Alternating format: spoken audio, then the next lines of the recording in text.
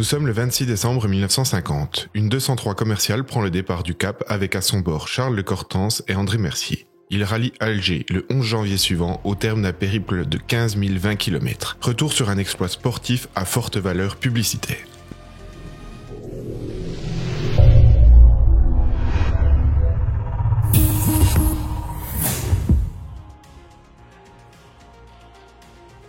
La croisière noire de Citroën en 1924 et la mission Renault de Lestienne et Grady avaient été les précurseurs en matière de traversée de l'Afrique. Après la guerre, le continent africain fascine encore de nombreux sportifs en quête d'inconnus et d'aventures. Nous allons aujourd'hui parler de deux hommes et une voiture.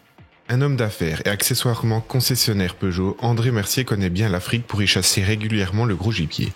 L'idée de traverser le continent du nord au sud ne l'effraie pas. Il connaît les pièges et les difficultés et sait comment les surmonter. Il en parle à un de ses collègues concessionnaires Peugeot, comme lui, à Paris.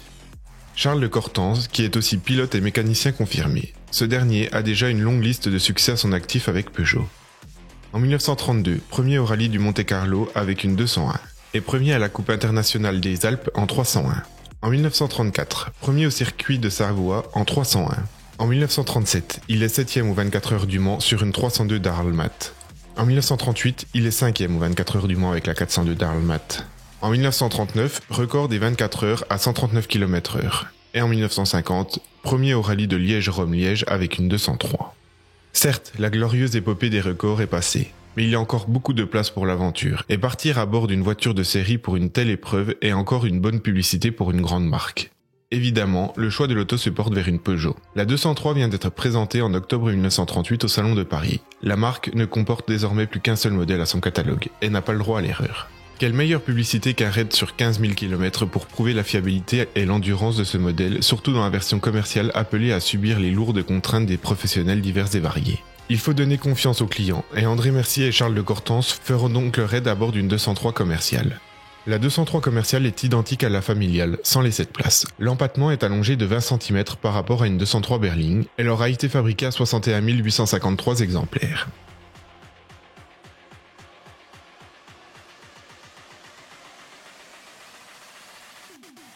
Entre les deux hommes, on se met d'accord, on se revoit et on échafaude au fil des rencontres un projet cohérent et un itinéraire possible. Le départ est fixé le soir du Noël 1950, à minuit. La voiture sera équipée d'une mécanique aussi proche que possible de celle de série, afin de prouver la fiabilité et la robustesse de celle-ci. Elle est cependant aménagée en vue d'un raid pour faire face aux nombreux problèmes les plus évidents et ne pas stupidement casser à la première étape. Ainsi, un radiateur de plus grande capacité est installé, un double réservoir de carburant de 60 litres. Les jerrycans d'essence viendront compléter les réservoirs et permettre d'allonger les étapes. Car les ravitaillements sont très incertains dans certaines régions, et il faut éviter de perdre du temps. La défaillance d'un seul relais peut mettre à terre tous ces efforts. L'autonomie de la 203 peut maintenant atteindre 900 km. Une lame de ressort supplémentaire a été ajoutée à la suspension arrière pour les pistes, un phare à l'arrière également pour les manœuvres ou l'intervention de nuit, et une plaque de protection pour l'embrayage contre les cailloux. Pour l'équipier qui ne conduit pas, on a aménagé un siège rabattable à 75 degrés seulement afin de ne pas provoquer la nausée. Il reçoit aussi un repose-pied et devrait permettre d'essayer de dormir pendant que l'autre équipier conduit. Chaque accessoire est disposé soit dans la voiture, soit dans la galerie de toit, suivant son utilité. L'ensemble de ces accessoires représente quand même un poids de 700 kg.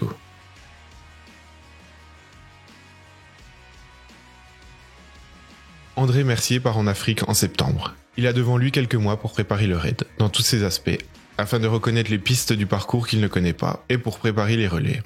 Cela lui permet aussi de rôder la voiture, de prévoir les ravitaillements en carburant là où la distribution est normale, et de faire le tour des autorités pour demander des autorisations et simplifier les formalités de passage aux frontières. En tout, 16 postes, dont la plupart ferment à 18h. On prévoit donc des permanences nocturnes pour éviter les déceptions. Il repère aussi les bacs, une bonne douzaine sur l'ensemble du parcours, pour qu'ils soient du bon côté lorsque la 203 arrivera. Il faut aussi se mettre d'accord avec les responsables locaux pour que certaines pistes qui circulent à sens unique et alternatif un jour sur deux soient ouvertes dans le bon sens le jour de passage de la 203.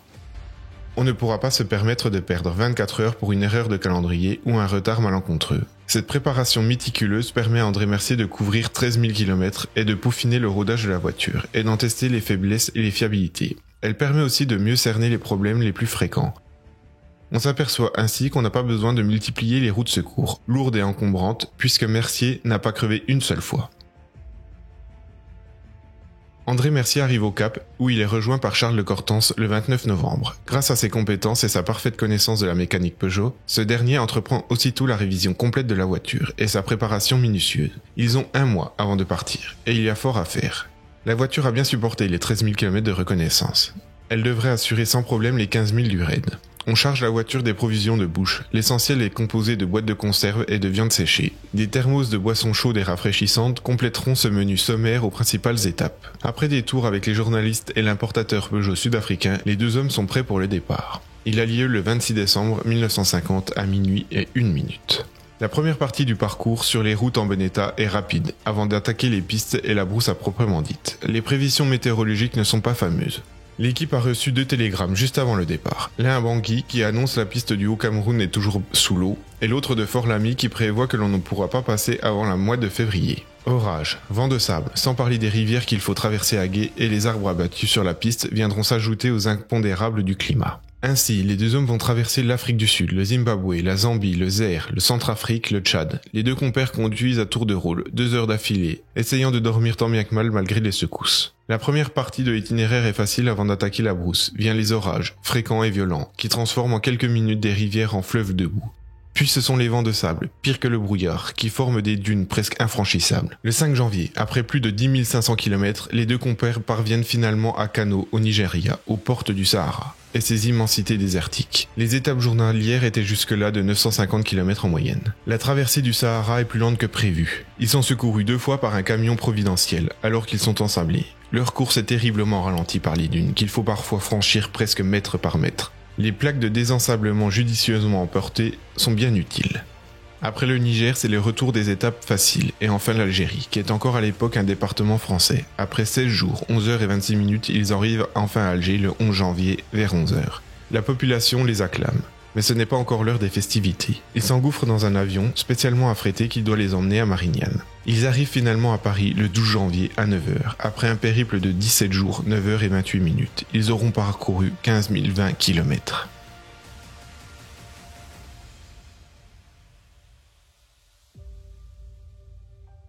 Cette aventure exceptionnelle permit à la 203 commerciale de prouver sa valeur. Peugeot s'en servit bien évidemment pour en faire la pub. C'est une très belle histoire, et 50 ans plus tard, 2 autres personnes se sont lancées dans la même aventure avec des 203 commerciales. Je pense qu'un jour je traiterai cette histoire grâce au livre Le Cap Paris 2000. Merci d'avoir suivi l'histoire, j'ai beaucoup aimé me documenter sur celle-ci, étant possesseur d'une 203. On se retrouve la semaine prochaine, n'oubliez pas de mettre un commentaire, un like et de vous abonner.